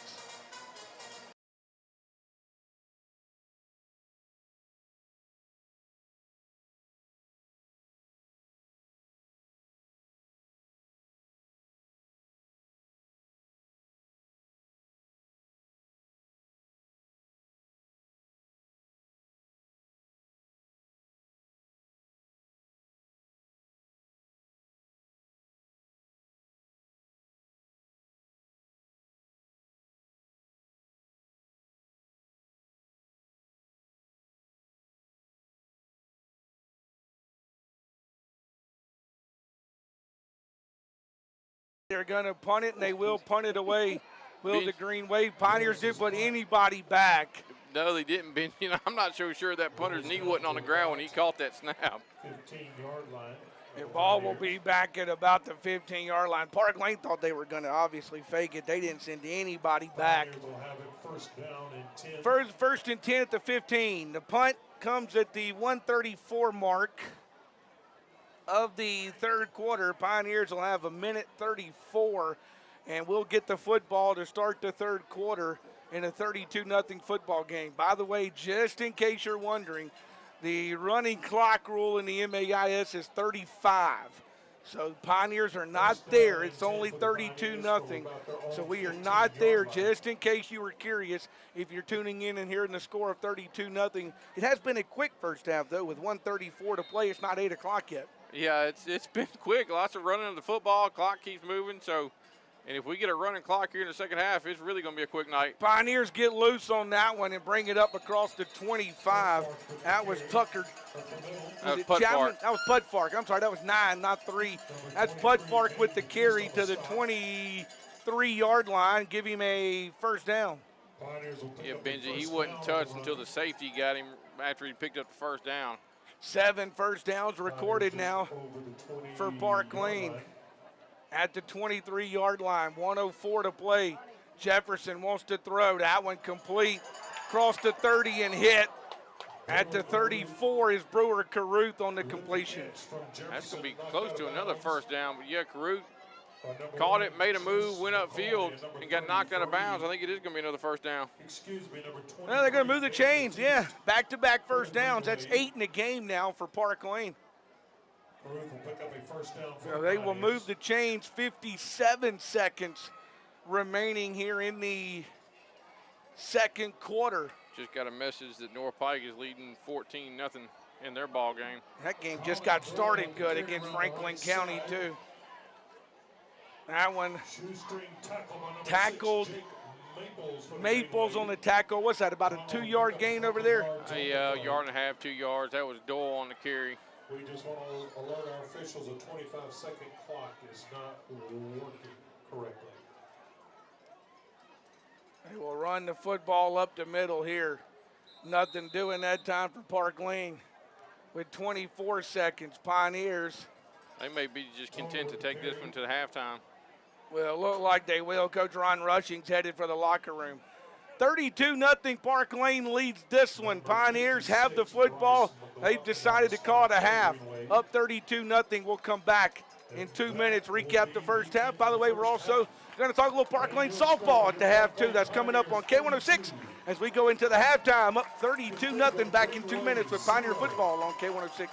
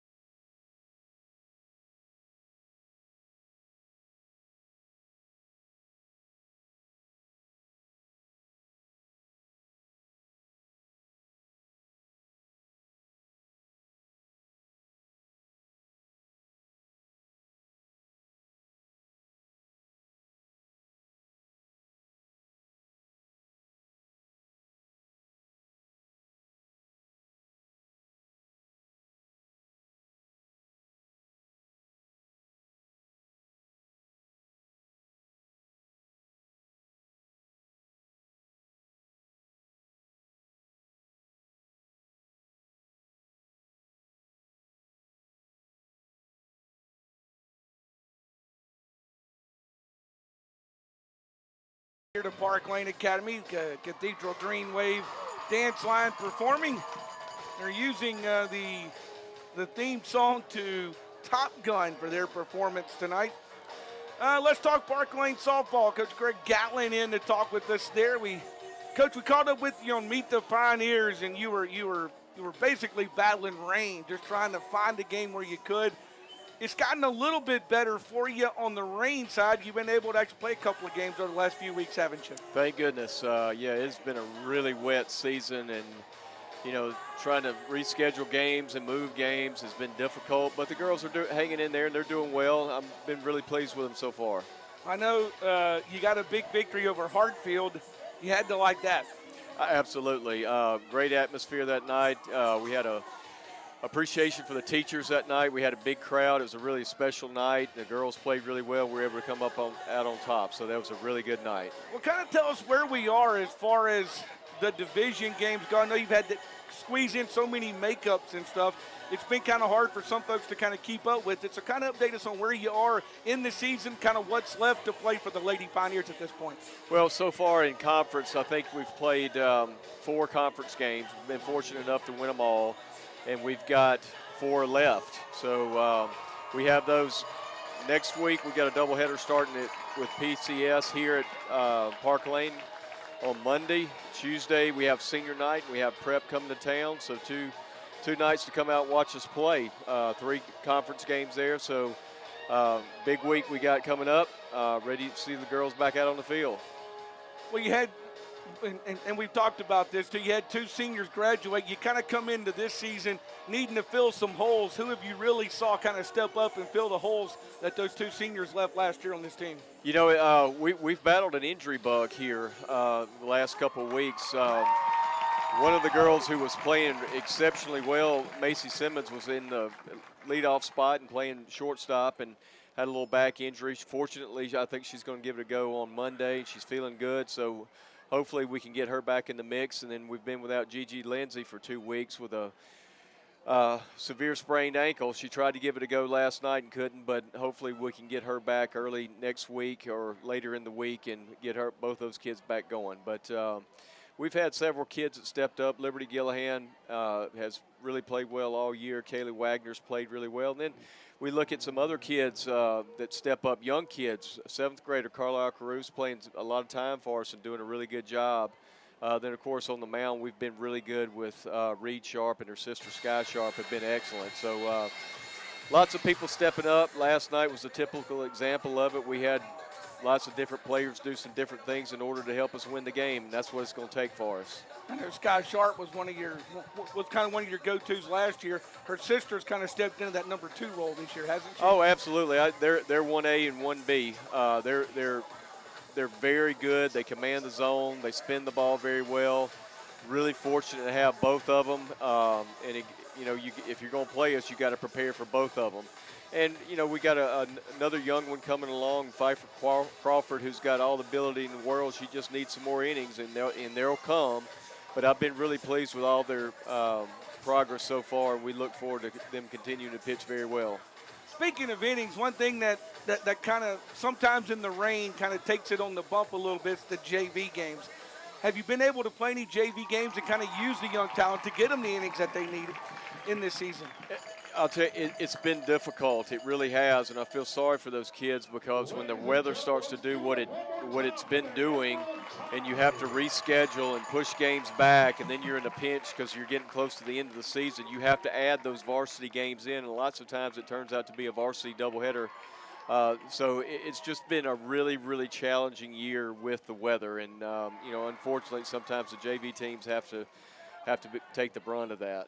I know the varsity games are important, but you also want those JV kids to play because you want that young – again, you want to get those young girls as many innings as possible, and that's kind of where they get their innings for the most part. That's right. And, look, they got to play last night against East Ray, and they came out and scored 14 runs, so that was really fun to watch them do. Absolutely. So you talked about it just a few moments ago. You got 4 left in division play. You're going to – and then, of course, head into the playoffs. The playoffs is kind of something that's – you kind of set the bar so high here at Park Lane. People kind of expect that from this softball team, don't they? I think they do, and, I hope they don't take it for granted and just not show up for the games because we always need that fan support, and the kids play better when there's a lot of people there to cheer for them. And, you can't take success for granted. You got to earn it and keep working hard for it and take no one for granted, and we just try to preach that, Coach Richard and I do, to the girls. Absolutely, because sometimes people just think, well, Park Lane will be there at the end, but come out and support these girls because it's amazing what home field advantage can really do when you fill those stands and you really get that crowd in your favor. That can really help, especially in a lot of those close games down the line, won't it? 100%. It really does. And the girls feed off of it. They play better. They're a step quicker. So we need everybody to come out and support them. Absolutely. Injury bug has hit you a little bit, but it sounds to me like you're kind of moving back towards getting some of those injured Lady Pioneers back, and this is the right time to get them back in there. It certainly is. Right time to get them back. So we're hopeful. We'll keep praying for them to get healthy and get them back out there on the field. All right, tell us the schedule again. When's the Pioneers play next? We play tomorrow at ASC, varsity doubleheader. Then we got PCS coming to town on Monday, a 4 o'clock start, varsity doubleheader. And then we got prep coming Tuesday night for senior night. So a big week for us, good weekend, big week coming up. So come out and support them. And especially Monday and Tuesday night with those big games, senior night, Tuesday night. Need a big crowd over at Lady Pioneer Park for that one. Lights are on over there right now, Coach, with the football team playing. So field's ready to go right now, isn't it? We could suit up and get after it right now. Absolutely, Coach Gallen. One final thing I want to kind of talk to you about. We talked about the young programs, and you and I have had this discussion before, but I think it's worth mentioning the fact that you talk about 7th graders and 8th graders starting to move into more varsity roles. Kids are starting to play this game of softball younger and younger, especially with the onslaught of travel ball, and that's really been a game changer for high school softball, hasn't it? It has. It allows the kids to play a lot of high-level competition, which is going to develop their skills. That's what's allowed some of these younger players to walk right in and start to play on the varsity level because their skill level is so high. You take a kid like Macy Simmons that showed up here in the 7th grade, hit her 1 ground ball, and she was the starter at third base. And there was no question that she was the starter. And she's only in the 9th grade now and really playing at a high level. And you know, Macy's not the only one. There's lots of them that play a very high level of travel ball, and you can tell the ones that do because they get that valuable experience. So it has been a game changer, and we've been fortunate to have kids that have been able to have the opportunity to do that. Absolutely. So that's been a game change. That's why you can see 7th graders and 8th graders and 9th graders stepping up, like you said, into varsity roles that 10 years ago were only played by juniors and seniors for the most part. That's right. And it's due to their skill level. It's just better. Well, Coach, we appreciate it. Tuesday night's the big night. That's senior night, of course. You got 4 division games left before you start your playoff run. And, again, we don't want to jinx you or nothing, but you got a little revenge coming after what Hartfield did last season, right? Well, yes, we do. That has not left our mind, and we've prepared to fix some things that maybe went wrong last year, and I think we're going to be ready to give it our best go again this year. Absolutely. Coach Greg Gatlin joining us. Thanks so much for your time. Good luck to the Lady Pioneers. They're back in action on Monday and Tuesday with senior night festivities over at Lady Pioneer Park on Tuesday. We'll step aside, come back 2 minutes, run through the numbers on the first half for you. Back with those first half numbers. You're listening to Pioneer Football on K106. Awesome.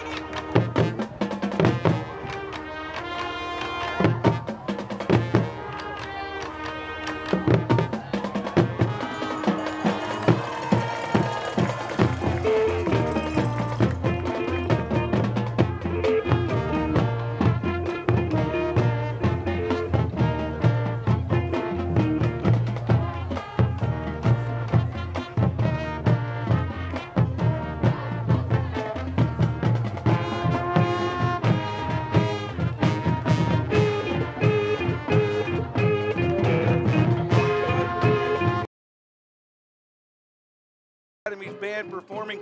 Before we get you the numbers, let's grab a couple of quick scores. Lloyd Star leading Salem 21-0. It's Macomb 21 and Mick County 0.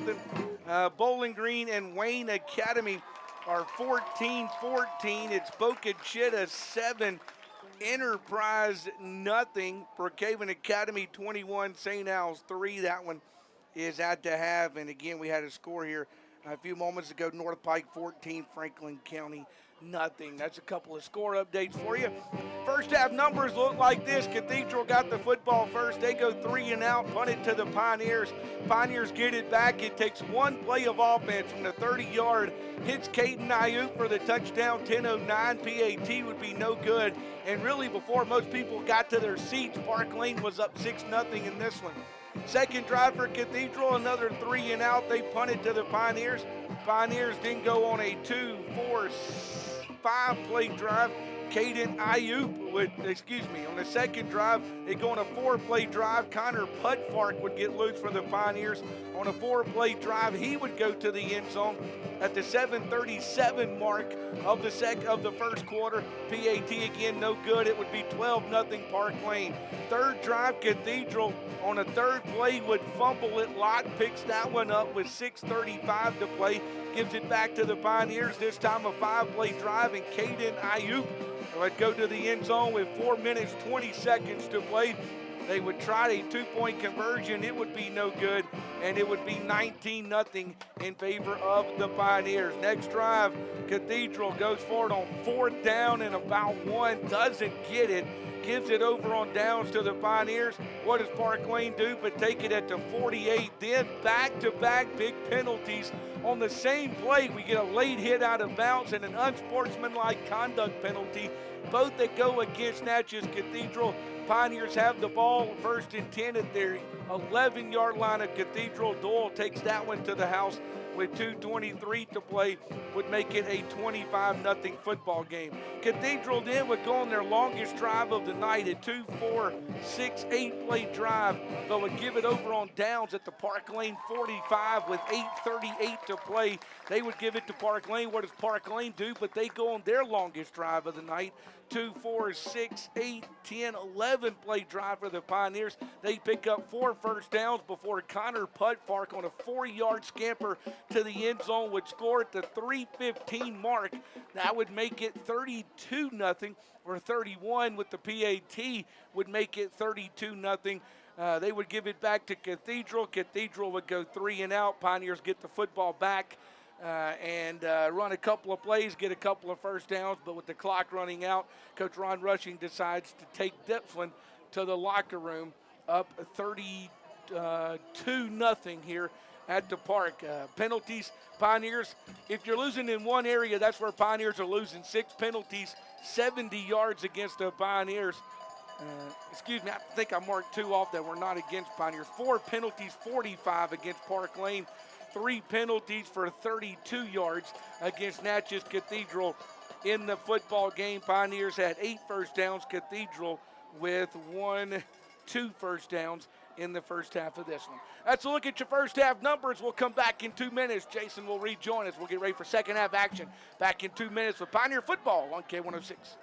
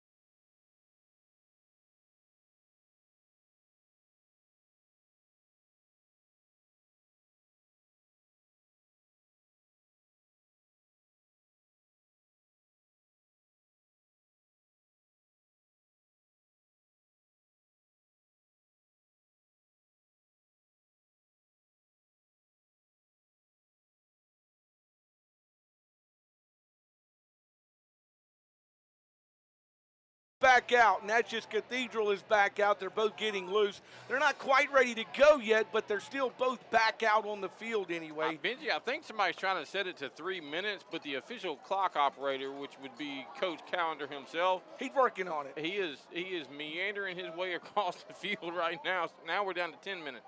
Yeah, they're going to try to get it right. You can tell he's barking at them from the field already, trying to get that set to 3 minutes so that we can finish up our halftime festivities.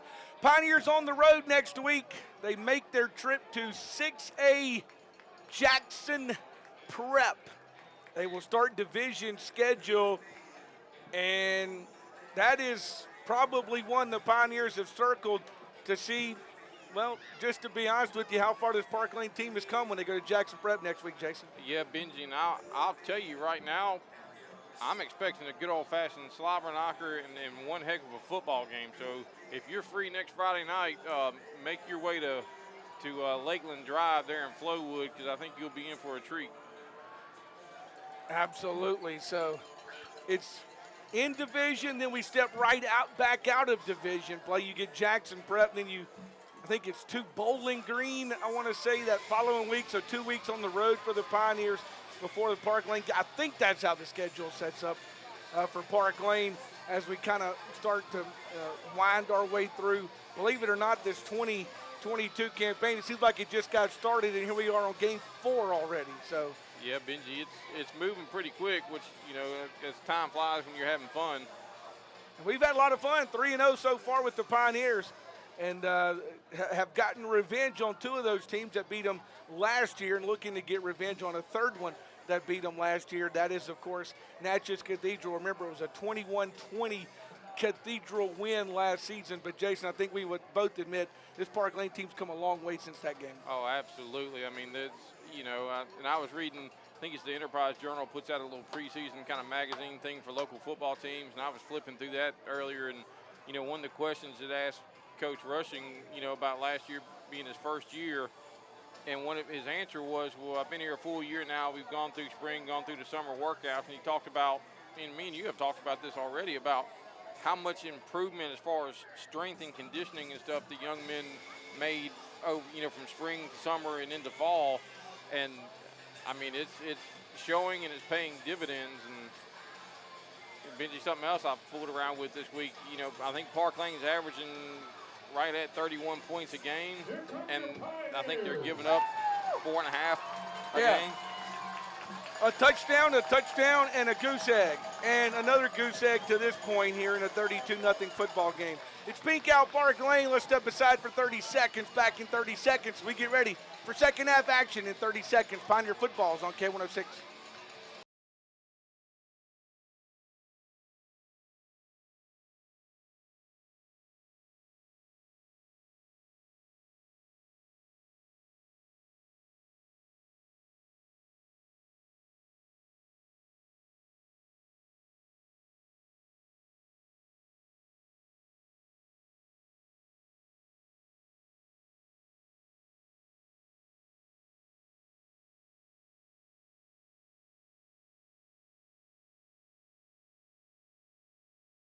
That game's in the second quarter with 3:44 to play. We're about to start the third quarter here. Fire, thanks to Park Lane softball. Don't forget, they play Monday and Tuesday at home. Tuesday will be senior night, so come out and support those young ladies on a Tuesday night. Coach, for sure, Coach Greg Gatlin, with 4 division games that still to play on the schedule for those Lady Pioneers, so good luck to them the rest of the way. Well, Pioneers won the toss. They deferred to the second half. Obviously, they get the football to start the second half here. Cathedral will line everybody up, make sure they got enough on the field, and they will kick that one towards the sideline, and it will end up going out of bounds. There's the flag, and we'll bring it to the 35, and that's where Park Lane will get started as we get second half action rolling here with the Pioneer offense. So Park Lane comes out of the locker room. Let's see if Natchez Cathedral, how they come out of this locker room as well. With the ball going out of bounds, the Pioneers Benji, let's see if the Pioneers start the second half as hot as they started the first half. It didn't take long for the Pioneers to score. One play, and they were in the end zone on that first drive of the football game. In addition to that, softball also plays tomorrow at ASC. Elementary football has their jamboree at ACCS tomorrow.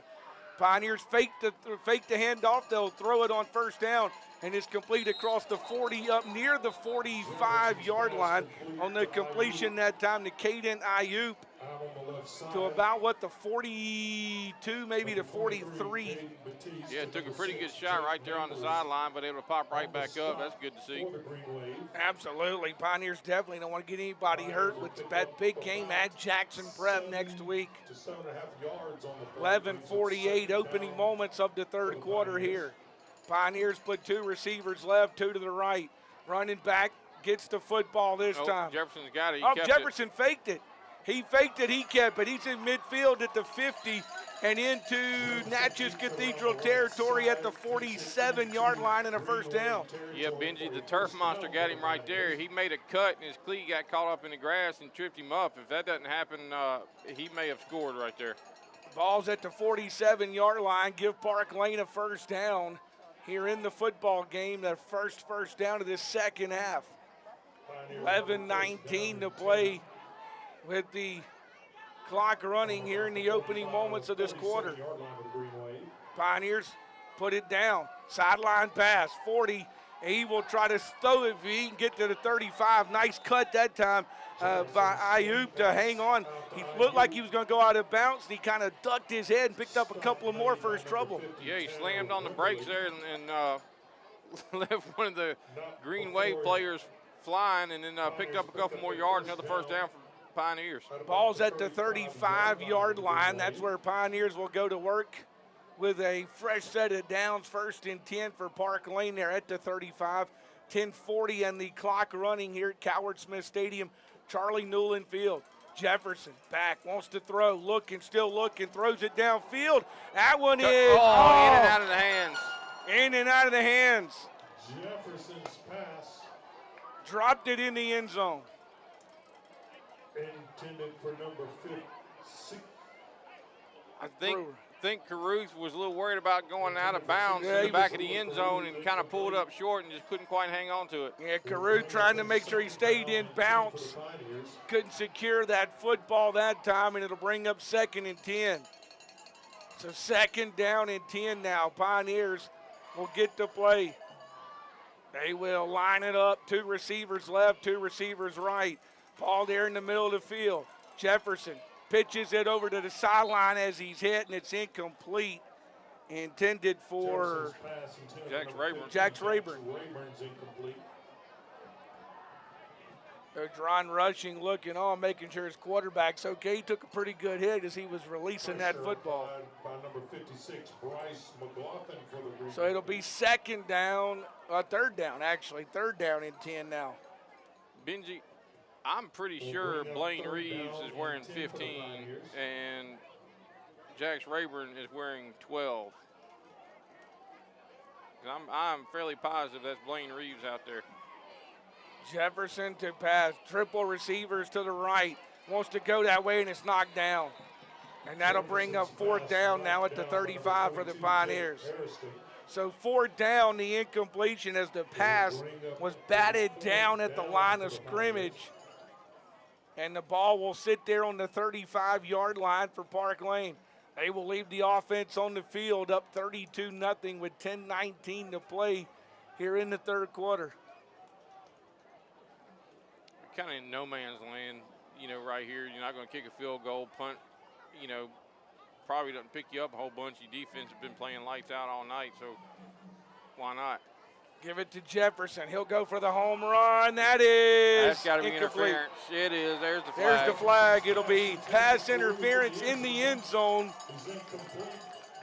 as it was intended for Caruth down there.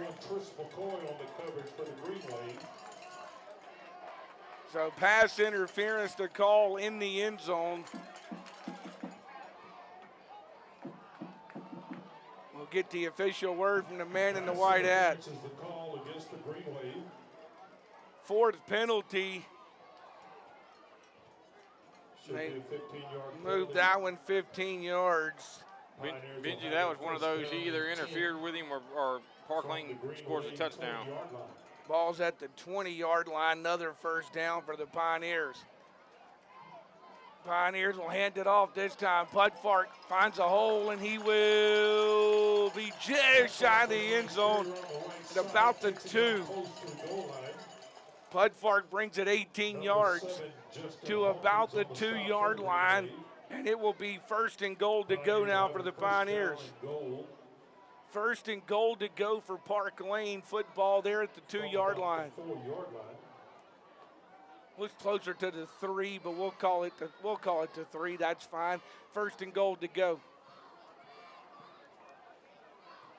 First down and goal from about the 2-yard line. First and goal to go. Jefferson will feed it to Pudfark, and he will not get in. He got it to about the 1 and got tripped up. So Pudfark will bring it to the 1, put second and goal up there for Park Lane with 9:22 to play here in this third quarter. I'd be shocked if we don't see that same play 3 more times if need be. Yeah, Pudfark stays in the backfield for Park Lane. He will get it again. Drop the Ball's football. loose. Let's see who's got it underneath there. They're saying third down. Yeah, it looks like Park Lane kept it.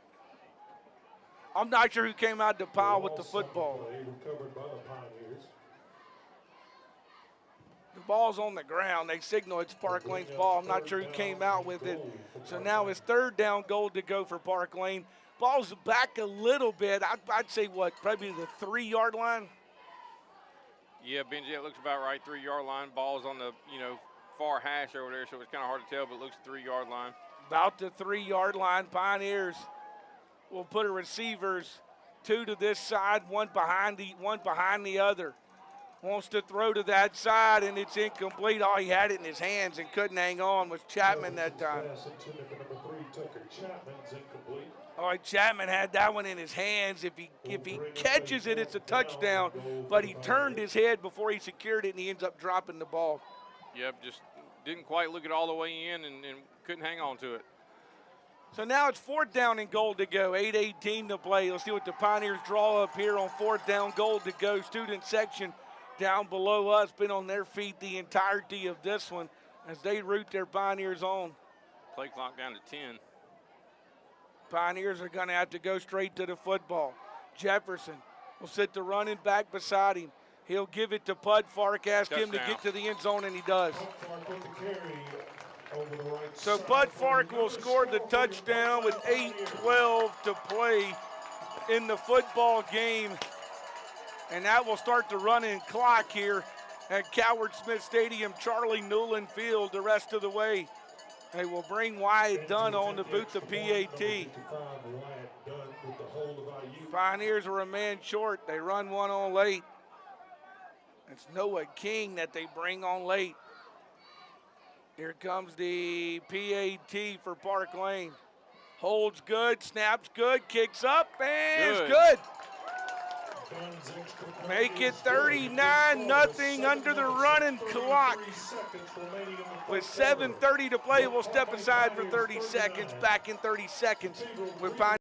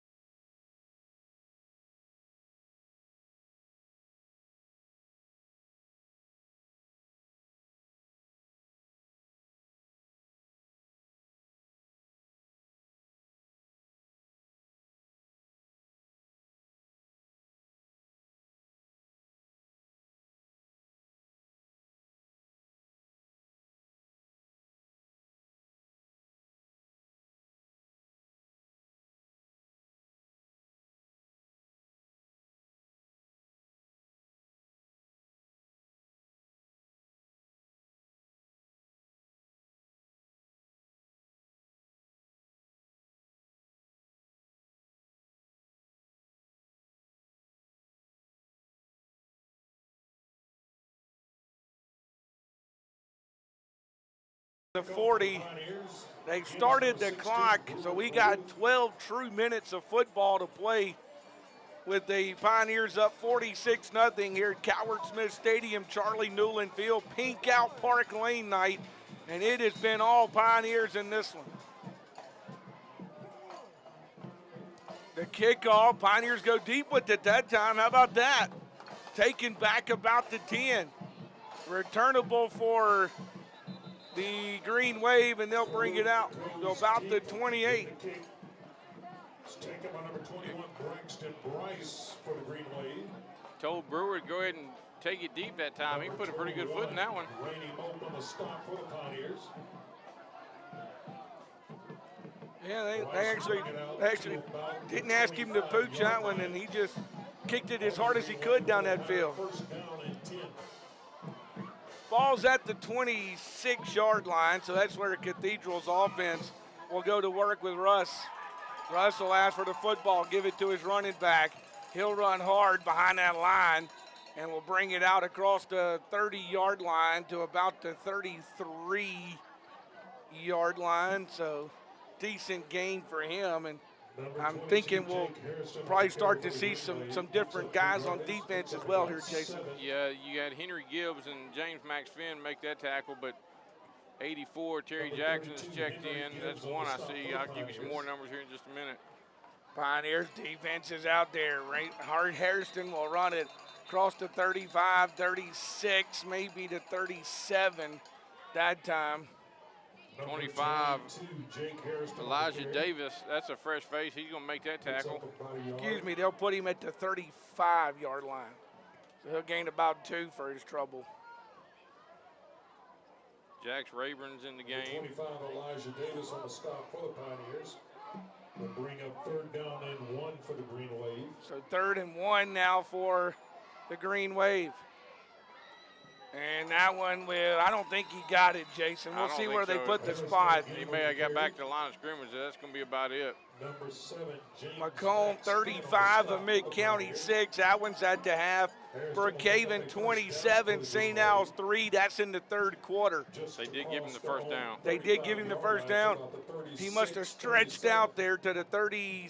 He needed, what, the 36? And that's about where he's at, so they'll give him the first down. And that's the 3rd first down for Cathedral in the football game. They'll run it again. Back in behind the offensive line again for a couple for Hairston. takes it across the right side. Brings it to about the 39. Number 12, Blaine Reeves. Blaine Reeves, I think, in on the tackle that time for Park Lane. No. 12 tonight is Jax Rayburn. There it is. They got it right. There it is. I looked at the same roster, so I'm guilty of that too. Here we go. He wants to throw the ball. Puts it in the air. That one is caught by the Green Wave. He stepped out of bounds. Stepped out of bounds at the 35. First time they've gone to the air in a while, Jason. Yeah, it is. They kind of caught Park Lane napping a little bit, I think. Picked up a good game. Yeah, Batiste makes the catch to the 35. Tried to make his cut, but in the process of making his cut, he steps out of bounds. So the ball will be at the 35-yard line, 1st and 10 Green Wave, as they pick up the first down with 8:06 to play under the running clock. I think that's their best field position of the night. 46-0, Pioneers with the lead. They put 3 receivers out. They'll give it back, though, to their running back.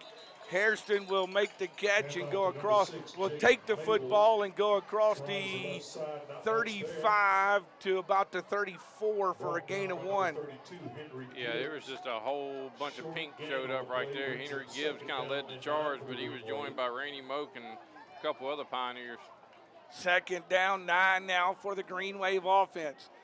Ball's on that left hash. They put 2 receivers on that short side, which is the left side. The one receiver on the right side is the guy that gets it, and he's going to go to the end zone for a touchdown. And the shutout will not happen tonight with Kentrell Mackle scoring the touchdown. Yeah, Benji kind of hit him on a slant. He was able to break a tackle, and then once he was able to break that tackle, there wasn't nothing between him and the end zone. So Mackle scores the touchdown with 7 at the 7:08 mark. Green Wave will go for the PAT. Number 17, Tristan Fonder, And the Pioneer defense has given up their first touchdown of the night. Here's the PAT try. Kick is up.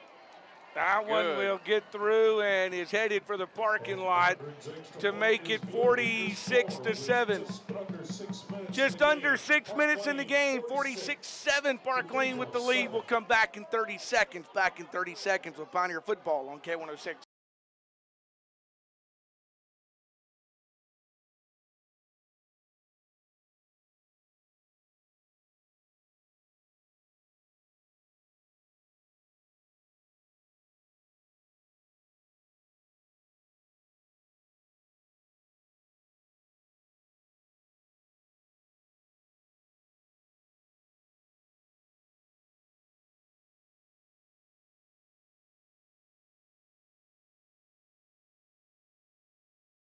Franklin County at the half. What's the score? 21-8 Jags. 21-8 North Pike. That one's at the half. Macomb is winning, by the way, last time. 35-6 was the last score we had on the Macomb game, which was also at halftime. Which was at halftime as well. We got 5.5 to play in this one, and we're going to be done here. 46-7 the score. The kickoff taken by the Pioneers at the 30. They'll return it 35 up to the 40 and drug down about the 42-yard line. C.J. Wall on that return. Number 82, C.J. Wall. By the way, just for a point of clarification, 35 is when you run the clock. If it goes under 35, the clock continues to run. Correct. As a point of clarification, I don't think that'll necessarily happen tonight, but if it does, point of clarification, once you start the running clock, you never stop running the clock in the football game once you reach that 35 plateau. So just one more point of clarification for you as we go through the season. 4.5 to play here in the football game. Will Dreer has checked in, and we got whistles in a hurry. Yeah. Number 14, Will Dreer, and a quarterback for the Pioneers. Timeout, Cathedral. Cathedral wants to use timeouts. Can you? They will. Doesn't stop the clock. It should. They don't stop it for timeout. Well, yeah, now they did. Now they did. I think they stop it for timeouts. Green Wave uses the timeout. Park Lane's using their third quarterback. We'll sneak it in with them. Back in 30 seconds. Back in 30 seconds. Pioneer football's on K106.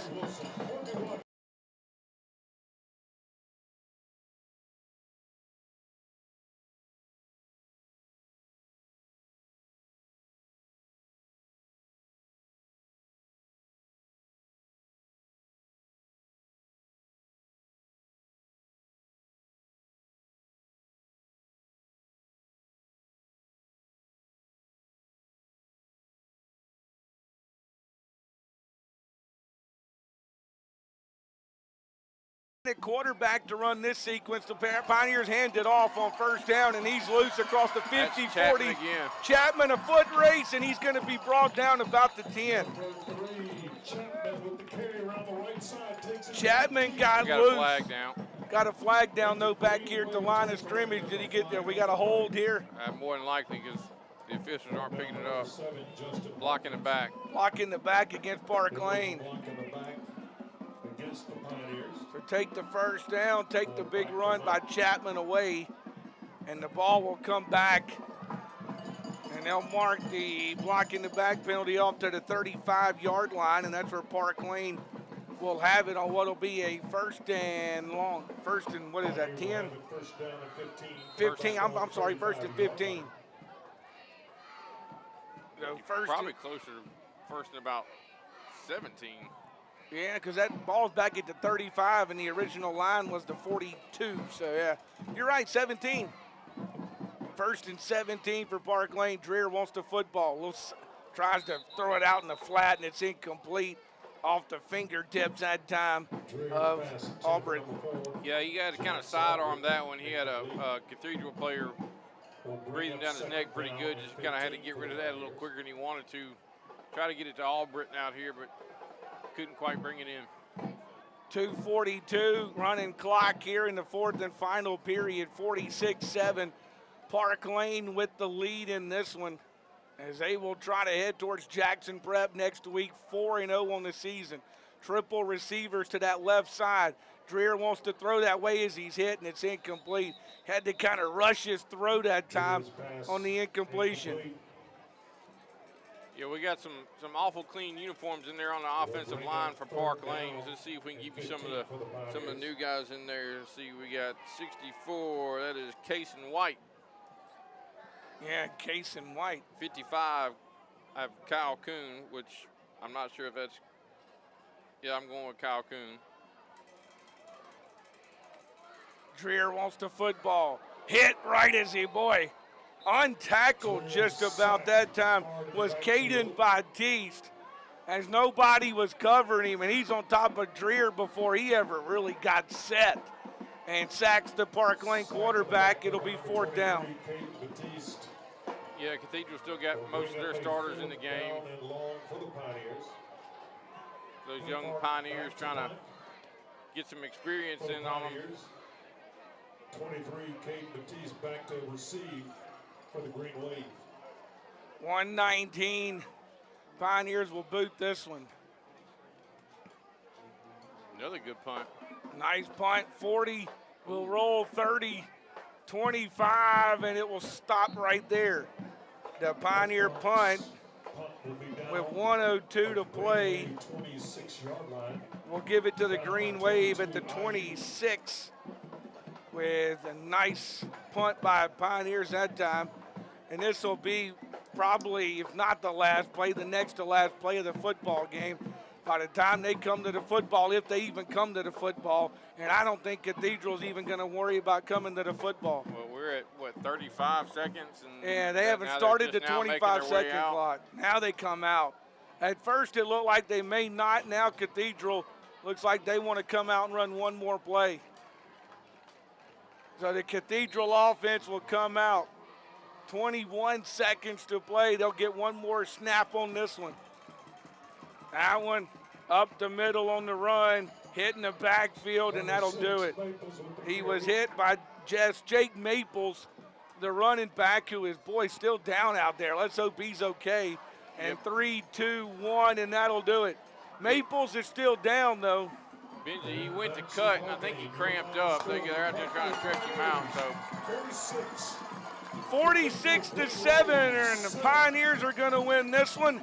It looks like it is a cramp. They will address that, and this one will be over. We'll come back, give you some final thoughts on the football game. Back with some final thoughts after a 2-minute break. Back in 2 minutes. Pioneer football's on K106. And next Friday night, your Pioneers will travel up I-55 to Flowood to take on the Patriots of Jackson Prep. Good night. It won't be this easy next week. Field, Coward Smith Stadium. yeah.